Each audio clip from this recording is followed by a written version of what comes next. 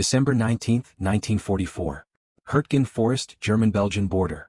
****. The trees are black against white sky. Snow falls in slow rotation, catching in the collars of wool uniforms and melting against the warmth of necks that have not been warm in weeks. The forest floor is frozen mud beneath a thin blanket of powder, and every step sounds louder than it should. Private First Class Thomas Brennan moves forward with 11 other men. 2nd Squad, Baker Company, 28th Infantry Division. They are spread in a loose column, weapons at the ready, eyes scanning the treeline that looks exactly like the treeline behind them, and the one they passed an hour ago, and the one they will pass an hour from now if they are still alive. No one speaks. The silence is tactical, but it is also something deeper.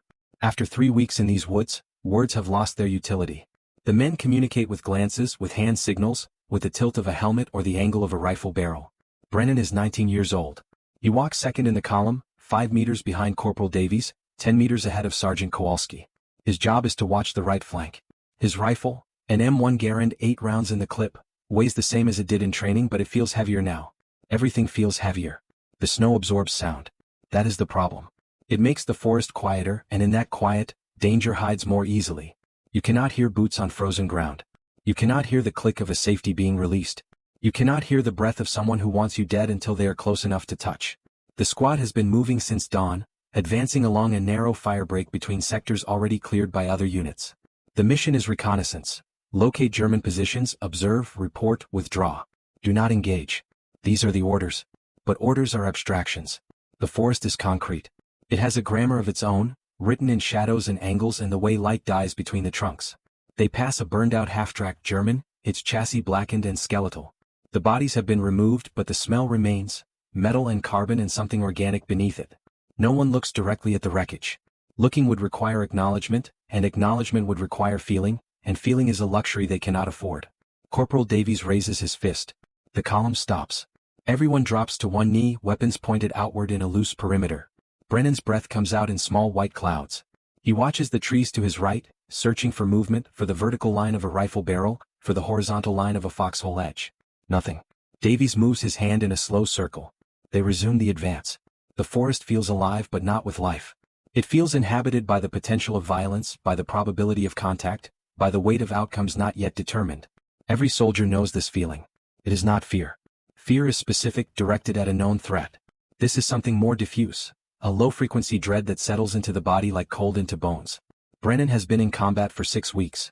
He has fired his rifle 17 times. He has seen 3 men die, 2 from his own platoon, 1 German shot through the neck while trying to surrender. He does not know if he has killed anyone. He hopes he has. He hopes he has not.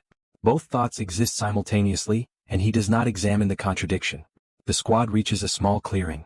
Davies signals a halt again. This time the pause lasts longer. He pulls out a folded map, stained with water and creased along tactical boundaries marked in grease pencil. He studies it, then looks at the treeline ahead, then back at the map. He is trying to orient himself in a forest where every direction looks the same. Brennan uses the pause to check his ammunition. 8 rounds in the rifle. 2 more clips in his belt. 16 rounds total. Not enough. There is never enough. Sergeant Kowalski moves forward to Davies, and they confer in whispers too low to hear. Brennan watches them, then returns his attention to the treeline. His eyes move in systematic sweeps, left to right, near to far, shadow to shadow. It is a practiced motion, trained into him through repetition and reinforced through survival. The conference ends. Davies points toward a ridge approximately 200 meters ahead. The terrain rises gradually, crowned with dense undergrowth. That is their objective. They will reach the ridge, observe the far side, and return before dark. Simple. Except nothing is simple. The squad moves out. The spacing increases slightly as they approach the slope. Visibility is better here, fewer trees, less undergrowth, but that cuts both ways. They can see farther. They can also be seen farther. Brennan's boots find purchase on the frozen slope. He keeps his weight forward, his rifle angled across his body, finger resting outside the trigger guard. The climb is not steep, but the snow makes it treacherous. One man slips, catches himself, freezes. The others pause until he regains his footing. They are 50 meters from the ridgeline when Brennan sees it. Not a shape. Not a sound. A wrongness in the pattern. A shadow that falls at the wrong angle. A disturbance in the snow that does not match the natural accumulation around it. He stops. His hand goes up instinctively, but the man behind him is watching his own sector and does not see. Davies is still moving forward. The squad continues its advance. Brennan looks again. The wrongness crystallizes into recognition. There, 20 meters ahead, just below the ridgeline, a fighting position. Earth and snow piled deliberately. The dark slot of a firing port. And inside that slot, barely visible, the dull gleam of metal. A machine gun. German MG42. The fastest firing machine gun in the war. 1,200 rounds per minute. They call it Hitler's buzzsaw. It does not fire in bursts. It fires in continuous streams that sound like fabric tearing. At this range, in this terrain, it would cut through the entire squad in seconds. And there are others. Now that he sees the first position, he sees the second. And the third. A perfect ambush, geometrically precise. The Germans have dug in below the ridgeline, positioned to catch anyone cresting from this direction. They have interlocking fields of fire. There is no cover. There is no concealment. There is only the killing zone, and the squad is walking directly into it. Brennan's breath stops. His mind performs instantaneous calculations. If he shouts, the Germans will fire immediately. If he does nothing, the squad reaches the kill zone in approximately 15 seconds. If he whispers, and if the whisper carries, and if Davies hears, and if Davies reacts correctly, and if the Germans do not notice the reaction, then perhaps they survive. 4 conditions. 4 opportunities for failure. But there is no alternative. Brennan moves forward. Not toward the ambush. Toward Davies. He closes the distance with exaggerated care, placing each boot exactly where the snow will not crunch, where branches will not snap. The 5 meters between them becomes the longest distance he has ever traveled. Davies is still moving. He has not seen the positions. His focus is on the ridgeline ahead, on the objective, on completing the mission. He is doing exactly what he has been trained to do, and it is going to kill him. Brennan reaches out.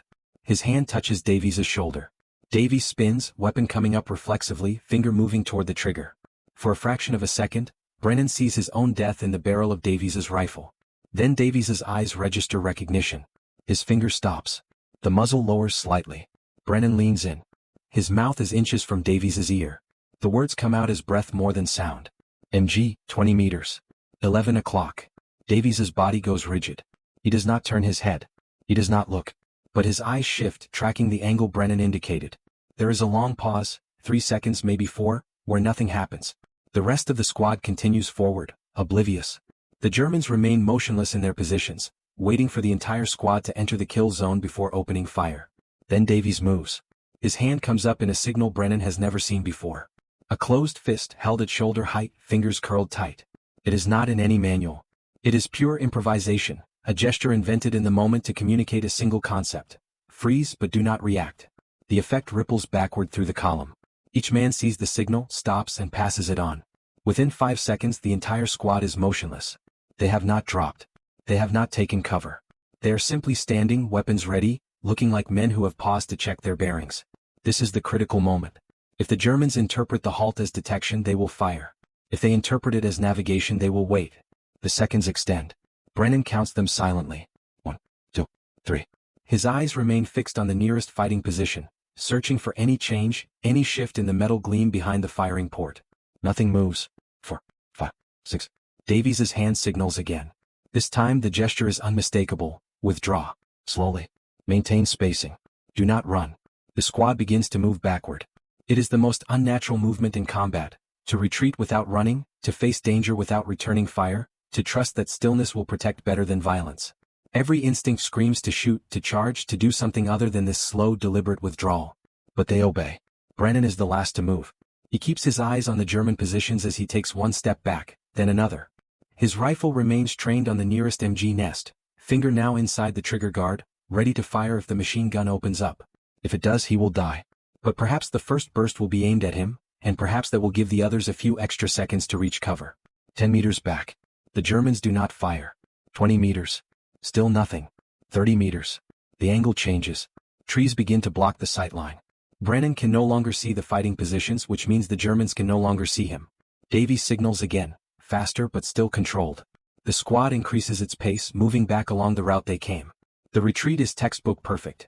Each man covering the others, spacing maintained, no one breaking into a run that would broadcast panic and invite pursuit. They reach the burned half-track. Beyond it, a shallow draw offers defilade.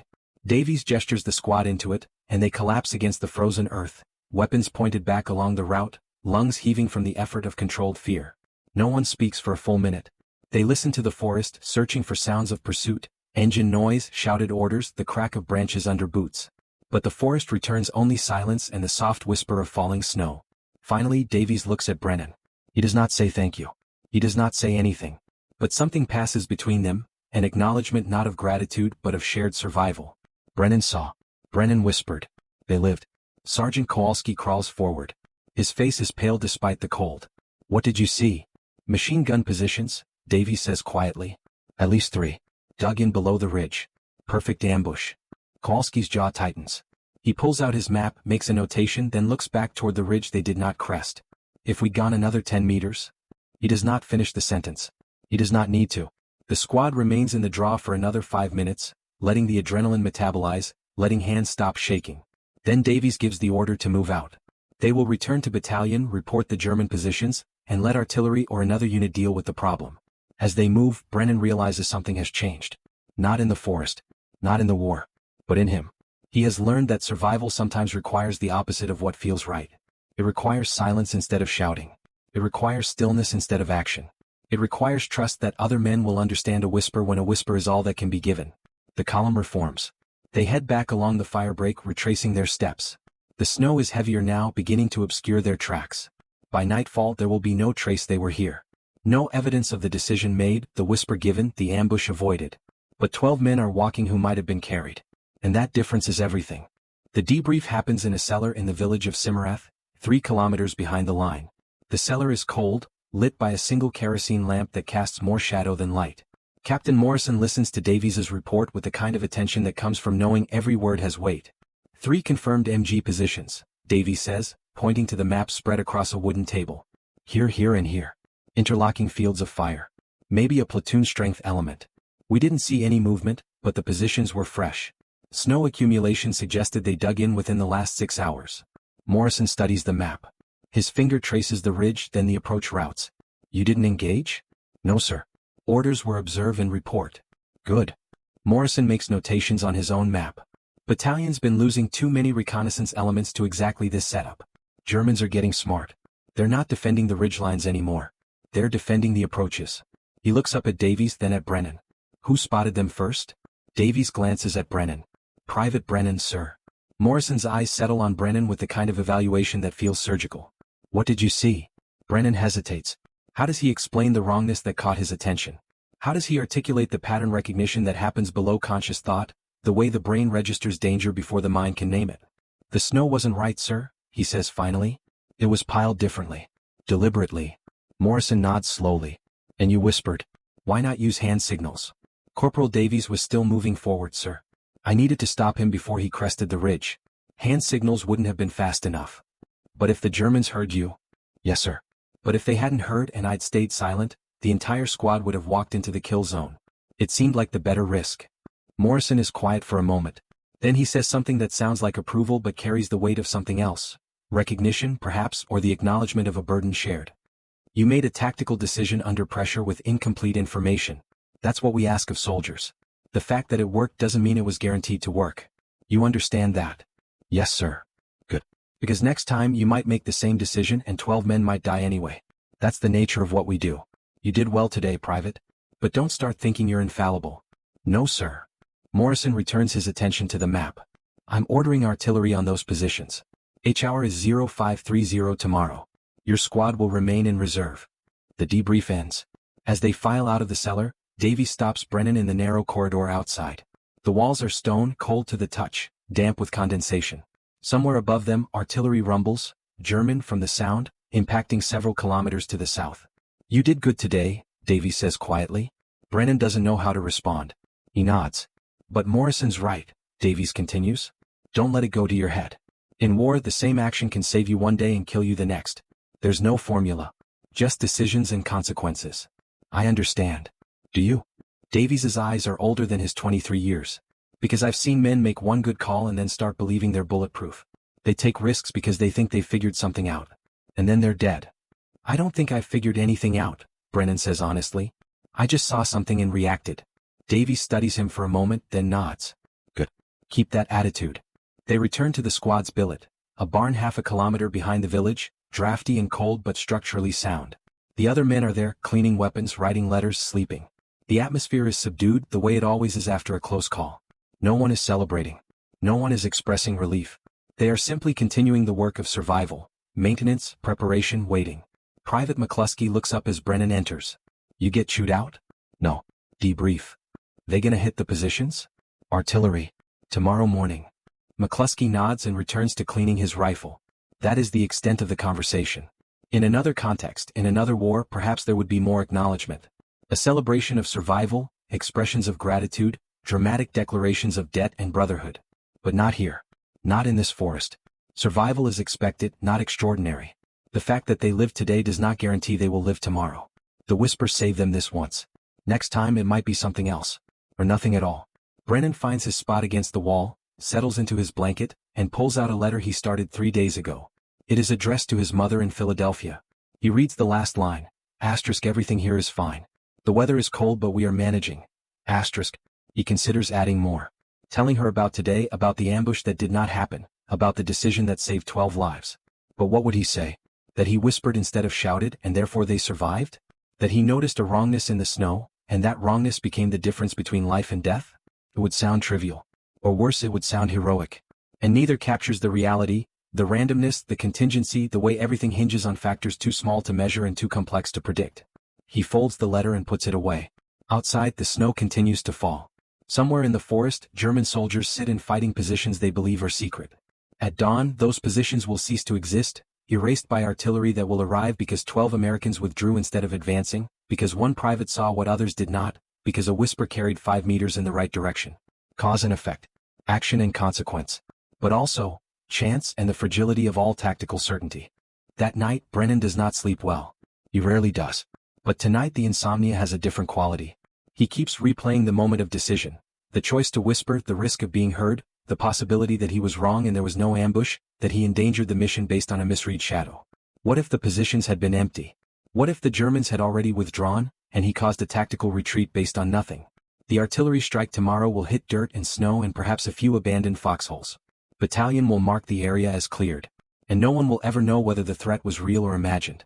Except Brennan knows. He saw the metal. He saw the firing port. He saw the geometry of interlocking fields that only exists when someone has planned to kill efficiently. But seeing is not the same as certainty. And the gap between them is where doubt lives. At 0530 the artillery begins. The barn shakes with the concussion and everyone wakes. They lie in their blankets, listening to the sustained bombardment 2 kilometers to the east. The barrage lasts 7 minutes, an eternity in artillery time, and when it ends the silence feels louder than the shells. Davy sits up, pulling on his boots. They're thorough. Think they got them? McCluskey asks. Does it matter? Sergeant Kowalski's voice comes from the darkness. Dead or displaced, those positions aren't a problem anymore. The squad returns to sleep. But Brennan lies awake, thinking about the Germans who might be dead now because he whispered. They were trying to kill him. They would have killed him. But they were also soldiers following orders, same as him. The ambush was not personal. It was tactical. And now they are dead or wounded or concussed from 7 minutes of high explosive, and the chain of causation runs directly through his decision to speak. This is the weight that no one talks about. Not the fear of dying but the responsibility of causing death. Not through direct action. He has done that, fired his rifle at shapes that moved in uniforms that marked them as enemy, but through observation, through communication, through setting in motion events that conclude in violence applied by others. He whispered. Artillery responded. Men died. The sequence is clean but the responsibility is not. Morning comes gray and cold. The squad receives orders. Move forward to the ridge, confirm the artillery's effectiveness, secure the area. They do not want to go. No one wants to return to a place where they nearly died. But orders are not negotiable. They reach the ridge at 0900. The landscape has been transformed. Where fighting positions once existed, there are only craters. The earth is blackened, churned, and refrozen in unnatural formations. Shell casings litter the ground, bright brass against dark snow.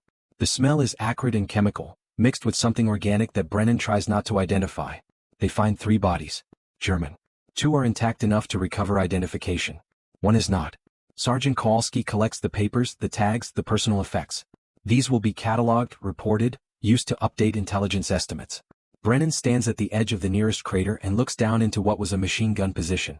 The weapon itself is destroyed, barrel bent, receiver shattered. Snow has already begun to fill the hole, softening the edges, making it look less like a place where men tried to kill and more like a scar in the landscape that nature is working to heal. Davies approaches. He does not say anything for a moment. Then, you thinking about them? Yes. Don't. They made their choice when they dug in here. We made ours when we withdrew. The artillery made theirs when they fired. Everyone made choices. This is just what happened afterward. But if I hadn't whispered. We'd be dead and they'd still be here waiting for the next patrol. You changed which outcome occurred. You didn't create the possibility of outcomes. The war did that. It is a clean rationalization. Might even be true. But it does not change the fact that Brennan's voice, barely audible, carrying 5 meters through cold air, connected one moment to another across a span of 18 hours and resulted in this. Craters, bodies, the disruption of entropy in favor of a specific outcome. The squad secures the area. They find no additional German forces. The artillery was sufficient. The ridge is clear. Mission accomplished. They return to battalion that afternoon. Captain Morrison reviews their report, nods and files it with a dozen others. The action becomes a footnote in the division's daily log. Enemy positions neutralized, grid coordinates, classified. 3 confirmed Kia, no friendly casualties. 3 sentences. 12 lives saved, 3 lives ended. Compressed into administrative language that strips away everything except tactical result. That night in the barn, McCluskey breaks the silence. You ever wonder why you saw them and Davies didn't? Brennan looks up from his rations. What? The ambush. You spotted it. Davies didn't. He's the corporal. He's got more experience. But you saw it first. Why? I don't know. I was looking at the right place at the right moment. Or you were looking for the right thing, McCluskey says. Davies was looking for the objective. You were looking for trouble. Different focus. Does it matter? Maybe. Because next time, it might be someone else who sees something. And if we're all looking at objectives instead of trouble, we miss it. It is an uncomfortable observation. Because it implies that survival is not about following procedure or executing orders, but about maintaining a separate awareness. A paranoid vigilance that contradicts the clarity needed to complete missions. You cannot simultaneously focus on an objective and search for every possible threat. The attention splits. Something gets missed. The question is not whether to look for trouble or look for success, but which lens gets priority in which moment. Brennan did not make a conscious choice to prioritize threat detection. He simply did. And because he did, 12 men lived. But if he had prioritized the objective, those same 12 men would have reached the ridge, completed their observation, and potentially never known the ambush existed. Unless the Germans had fired anyway. Unless the timing had been different. Unless the weather had changed or the Germans had been less patient, or Davies had moved faster, or any of 1,000 variables had aligned differently. Causation is never as clean as it appears. February 1945. Remagen Bridgehead, east bank of the Rhine. ***. 2 months have passed since the forest. The war has moved and 2nd Squad has moved with it. They are part of the largest Allied advance into Germany, pushing through terrain that is less forested and more urban, less ambush and more direct assault. Brennan is still alive. So are Davies and Kowalski and McCluskey and the others. They have been lucky or skilled or some combination that defies analysis. Men around them have died, other squads, other companies, but 2nd Squad remains largely intact. They do not talk about the forest. There is no ritual of remembrance, no shared acknowledgement of the day they nearly died and did not. In the moment-to-moment calculus of survival, past events have utility only as lessons, not as memories. But something has changed. The squad moves differently now. They are more cautious on approaches. They signal more frequently. When they halt, they do not simply stop. They assess, observe, search for wrongness in the landscape before continuing. And when they do spot something, a suspicious tree line, an unusually clear field, a road that seems too empty, they do not advance to investigate. They report, withdraw, wait for someone else to handle it. They have learned that survival is not about courage or decisive action, but about recognizing when not to act. This is not cowardice. It is wisdom purchased through proximity to death. One afternoon, during a lull in the advance, Davies and Brennan are sitting in the ruins of what was once a bakery. The ovens are cold, the windows empty of glass, the walls pocked with bullet holes. But the roof is mostly intact, and that makes it luxury accommodations. Davies is reading a letter from home. Brennan is cleaning his rifle for the 3rd time that day. The ritual is unnecessary, the weapon is already clean, but the repetition is calming. You think about that forest?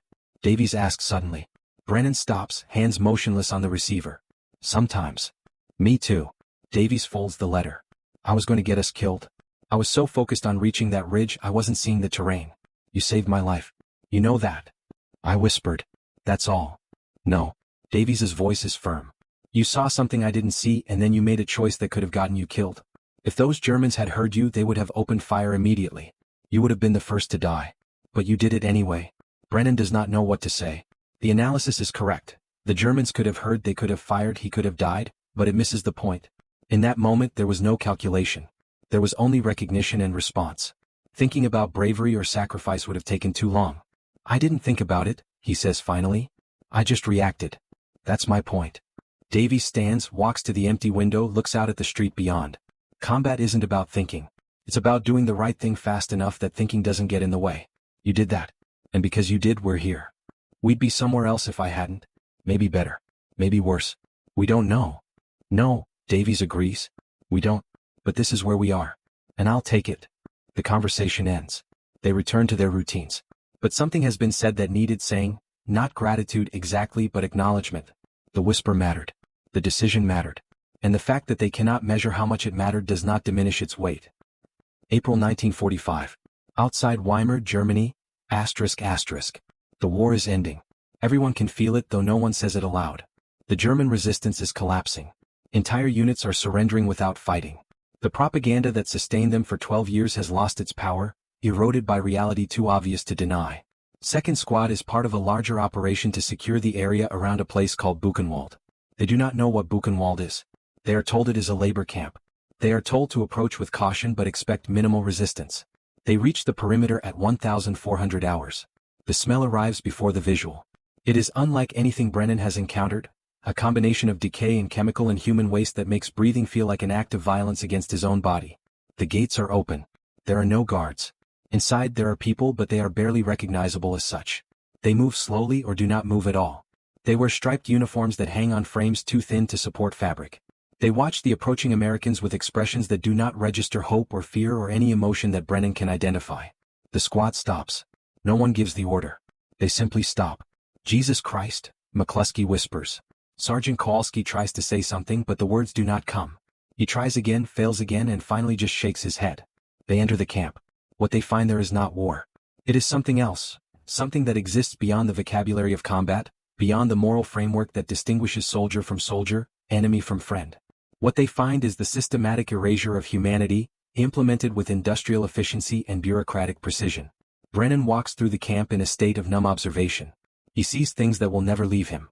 He sees conditions that should not be survivable but are, because survival is mandatory until it is not.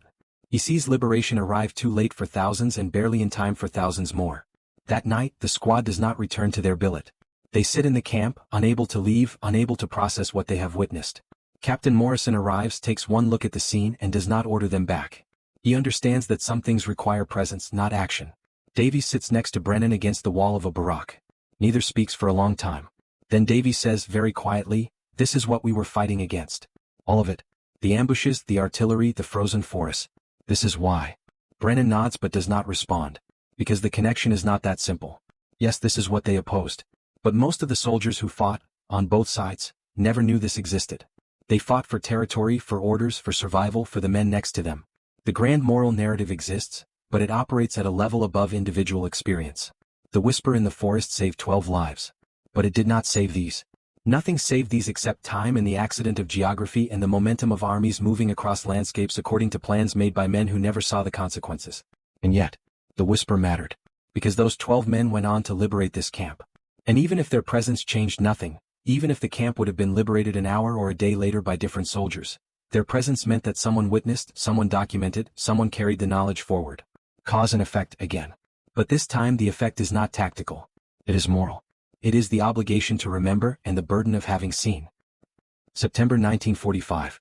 Philadelphia, Pennsylvania, ***. Brennan is home. The war is over. Germany surrendered in May, Japan in August. The world is reorganizing itself around the absence of conflict, trying to determine what peacetime looks like after 6 years of total war. He is in his parents' house in the room where he grew up. The bed is the same. The desk is the same. But nothing feels the same. The familiarity makes the distance more obvious. He has been to places this room cannot comprehend, seen things this neighborhood cannot imagine. And the gap between those experiences and his current location is unbridgeable. His mother tries to help. His father tries to understand. His younger sister treats him like a celebrity. But none of them know what to ask and he does not know how to explain. How do you tell people about the forest? About the whisper? About the decision made in a fraction of a second that meant 12 men walked away from a place that should have been their graves? How do you explain that you think about it constantly, not with pride but with confusion? That you replay the moment obsessively, searching for the point where your choice became meaningful, where your action connected to consequences in ways you can measure? And how do you reconcile the whisper with what came after, with Buchenwald, with the knowledge that saving one squad on one day in one forest is both everything and nothing in the context of what the war destroyed and created? You cannot. So you do not try. One afternoon, Brennan walks through his old neighborhood. The streets are unchanged. The buildings are intact. Children play in yards. Women hang laundry. Men return from jobs that involve paperwork, not bullets. He reaches the park where he used to play baseball before the war. The field is still there, grass worn thin in the base paths, home plate marked by a piece of wood buried at an angle. He sits in the bleachers and watches a group of kids playing catch. Their voices carry across the field, high and excited, untouched by the knowledge of what the world contains. This is what he was fighting for. Not abstractions like freedom or democracy, but this, the continuation of ordinary life. The ability for children to play baseball in September without fear. The assumption that tomorrow will arrive and bring with it nothing more dangerous than homework and chores. The whisper saved 12 men. Those 12 men went on to see things, do things, liberate camps, occupy cities, come home. And now they are part of this world, this peacetime world, carrying with them the knowledge of how close they came to not existing in it. Does that matter? In the grand calculation of historical significance, is one squad's survival noteworthy? The honest answer is no. The war involved millions of soldiers, thousands of similar moments, countless decisions that saved or doomed individuals while leaving the larger outcome unchanged. But to Davies, to McCluskey, to Sergeant Kowalski, to the other 9 men who walked out of that forest, to them, it matters absolutely. And perhaps that is enough. Perhaps significance is not measured in historical impact but in personal continuation. The whisper changed one small thing, and that small thing rippled forward into 12 lives that contain within them all the ordinary miracles of existence. Love, work, children, memory, the ability to watch baseball on a September afternoon and feel the sun and know that you are alive. November 1978. Washington D.C. Thomas Brennan is 53 years old. He works for the Department of Veterans Affairs, helping other veterans navigate the bureaucracy of benefits and services. It is quiet work, administrative, nothing like the intensity of what he did in 1944 and 1945. But it feels appropriate, a way of maintaining connection to the thing that defined him without having to relive it constantly. He is walking down Constitution Avenue when he sees the billboard, World War II Veterans, Share Your Story. The Smithsonian is collecting oral histories, trying to preserve first-hand accounts before the generation dies. He has never told his story. Not completely. Not to anyone who would record it. But something about the billboard stops him. Maybe it is the recognition that time is finite. Maybe it is the understanding that memory requires more than one person to survive. Maybe it is simply the accumulation of 33 years of carrying the weight of that whisper and wondering whether it meant what he thinks it meant. He calls the number on the billboard. He schedules an interview. 2 weeks later, he sits in a small recording studio, a microphone in front of him, a historian across the table. She asks him to start at the beginning, basic training, deployment, first combat. He gives the standard answers. Then she asks, was there a moment that changed how you thought about war? A single event that stands out. And he tells her about the forest. About the ambush that did not happen. About the whisper that carried 5 meters and saved 12 lives. He speaks for 40 minutes, describing details he did not know he remembered. The angle of the light, the texture of the snow, the exact position of Davies's body when he spun with his rifle raised. The historian listens without interrupting. When he finishes, she says, have you ever tried to find the others? The men from your squad? No. Why not? Brennan thinks about this. Because I don't know what we'd say to each other. We lived through something together but we understood it differently. What I remember might not be what they remember. And I don't want to replace my version with theirs or vice versa. So you've carried this alone? Yes. But that's all right. Some things are meant to be carried alone. The interview ends. The recording is archived. It becomes part of a collection that will eventually be digitized, cataloged, made available to researchers and students and anyone curious about what soldiers thought and felt and did in a war that transformed the world. But for Brennan, the act of telling is what matters. Not because it resolves anything, the questions remain unanswered, the significance still uncertain, but because it transfers the weight. The story is no longer his alone. It exists outside him now, in a recording that will outlive him, preserved in a format that allows others to hear his voice describing the moment when everything could have ended and did not. Present day. The Hürtgen Forest still exists. The trees have grown back. The snow still falls in winter. The fire breaks remain, though they are used now by hikers and tourists, not soldiers. If you walk the ridge where 2nd Squad nearly died, you can find the remnants of fighting positions. The earth is still disturbed, though 78 years have softened the edges. Artillery fragments remain in the soil, rusted and inert. Sometimes, after heavy rain, they surface and are collected by local authorities. There is no marker. No memorial. The action was too small, too routine to warrant commemoration. 12 men survived a moment that thousands of others did not. That is not exceptional. That is simply what happened one time in one forest during a war that consumed continents. But the absence of a marker does not mean the absence of significance. Those 12 men went on to live full lives. They had children who had children who had children. The genealogical tree that extends from that whisper includes hundreds of people who exist because one private first class noticed something wrong in the snow and chose to speak quietly rather than remain silent or shout. Every one of those people, every descendant, every life that contains even a fractional genetic contribution from those 12 soldiers, is part of the consequence of that whisper. They are the legacy, walking around in ordinary lives, unaware that their existence hinges on a decision made in a fraction of a second by a 19-year-old who was doing nothing more than trying to keep himself and the men around him alive. This is the nature of war's legacy. It is not only the dramatic moments, the famous battles, the decisions made by generals and politicians. It is also the small moments, the whispers, the observations, the tiny choices that ripple forward through time in ways impossible to predict or measure. Thomas Brennan died in 1996. His funeral was small, attended by family and a few colleagues from the VA. No military honors. No speeches about heroism. He had requested a simple service and he received one. But among his effects, his daughter found something. A notebook, spiral-bound, pages yellowed with age. Inside were entries, dated sporadically across 5 decades, all returning to the same event. The forest. The whisper. The moment when everything changed and nothing changed simultaneously. The final entry is dated 3 weeks before his death. I still don't know if I made the right choice. I still don't know if the ambush was real or imagined, if my whisper saved us or if we would have survived anyway through some other path.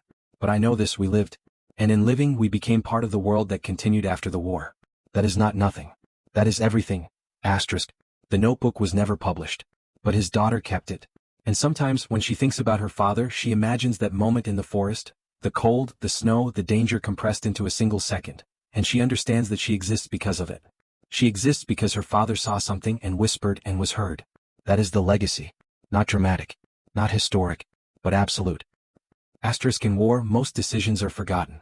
They are absorbed into the larger narrative, compressed into statistics, reduced to tactical outcomes that serve the purposes of analysis but strip away the human dimension.